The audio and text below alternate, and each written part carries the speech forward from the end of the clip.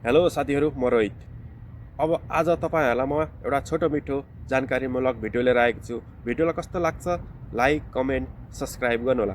साथीहरू, तपाईँहरू नेपालमा हुनुहुन्छ, विदेशमा हुनुहुन्छ र सेयर मार्केटमा कसरी लाग्ने र सेयर मार्केटबाट हामीले पैसा कसरी कमाउने र सेयर मार्केटको बारेमा तपाईँहरूसँग लगानी गर्ने पैसा छैन र हामीले सेयर मार्केटमा कसरी लगानी गरेर चाहिँ छोटो समयमा राम्रो प्रफिट लिने भन्ने विविध विषयमा मैले तपाईँहरूलाई छोटो मिठो जानकारी लिएर आएको छु। साथीहरू, तपाईँहरू नेपालमा हुनुहुन्छ र विदेशमा हुनुहुन्छ, कहाँ हुनुहुन्छ भिडियोमा कमेन्ट गर्नुहोला। साथीहरू, हामीले सेयर मार्केटमा सुरुमा कसरी लाग्ने भन्दाखेरि तपाईँहरूले सर्वप्रथम तपाईँहरूसँग एउटा सेभिङ एकाउन्ट हुनुपर्छ र सेभिङ एकाउन्ट भएपछि तपाईँहरूले अब जस्तै नेपालमा हुनुहुन्छ भने तपाईँहरूले एउटा डिमान्ड एकाउन्ट खोल्नुपर्ने हुन्छ र डिमान्ड एकाउन्ट खोलेर चाहिँ हामीले तपाईँहरूले ब्याङ्कमा गएर डिमान्ड एकाउन्ट खोलेर चाहिँ एउटा सिआरएल नम्बर लिनुपर्ने हुन्छ र ब्याङ्कले सिआरएल नम्बर दिन्छ र तपाईँहरूले सिआरएल नम्बर भएपछि तपाईँहरूले अब मेरो सिआरएल नम्बरबाट चाहिँ तपाईँहरूले कुन कुन कम्पनीको आइपिओ आउँछ र त्यही अनुसारले तपाईँहरू आइपिओ भर्न सक्नुहुनेछ र आइपिओ भरेपछि हामीलाई आइपिओ परेपछि अब हामीले हुन्छ परेको सेयर कसरी बेच्ने। सर्वप्रथम तपाईँहरूसँग आइपिओ पऱ्यो र सेकेन्डरी मार्केटमा कसरी कारोबार गर्ने।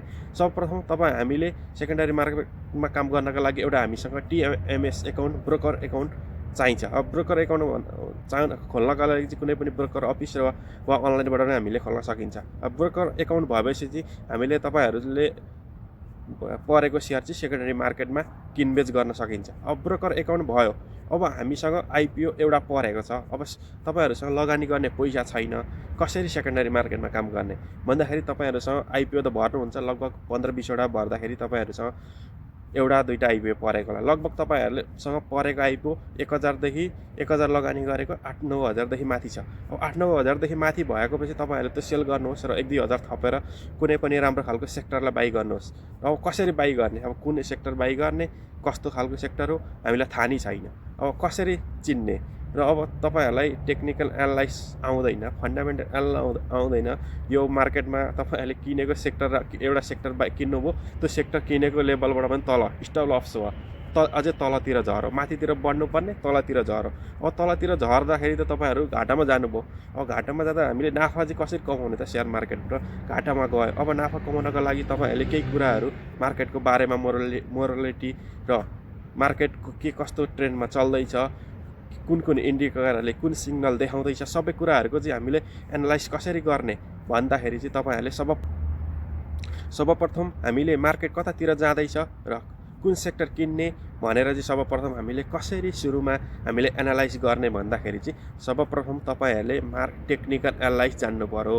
टेक्निकल एनालाइज जान्नका लागि हामीले के कुरा सिक्नु पर्यो भन्दाखेरि चार्ट एनालाइज गर्न जान्नु पर्यो। अब चार्टमा भनेको छ सुपर टेट, एमएसिटी, आरएसआई सबै कुराहरूको इन्डिकेटरले चाहिँ के कस्तो रणनीति जनाउँछ, यी इन्डिकेटरहरू लगाएर हेर्दाखेरि चाहिँ मार्केटको मुभमेन्ट के कस्तो देखिन्छ, सबै कुराहरूको चाहिँ यी इन्डिकेटरहरू लगाएर हेर्ने र इन्डिकेटर लगाएर हेर्दाखेरि चाहिँ आज कुनै सेक्टरमा तपाईँहरूले बाई नगर्ने, त्यो मार्केटमा राम्रो खालको कारोबार भएको सेक्टरलाई तपाईँहरूले इन्डिकेटर लगाएर हेर्ने। इन्डिकेटर लगाएर हेर्दाखेरि चाहिँ त्यो इन्डिकेटरले के कस्तो देखाएको छ, अब इन्डिकेटरले मेल खायो खाएन सबै कुराहरूको चाहिँ त्यो तपाईँहरूले बुझेपछि तपाईँहरूले अब कुन एउटा राम्रो खालको सेक्टर अलिकति चुक्कुल, नेप्से अल्फा सबैमा गएर चाहिँ हेर्ने, एनालाइज गर्ने र त्यो सेक्टरमा चाहिँ तपाईँहरूले बाई गर्नुहोस्। अब बाई गर्दाखेरि चाहिँ त्यो सेक्टर तपाईँले आज बाई गर्नुभयो, 2 दिन पछि त 10-15 रुपियाँले बढेर माथितिर गयो।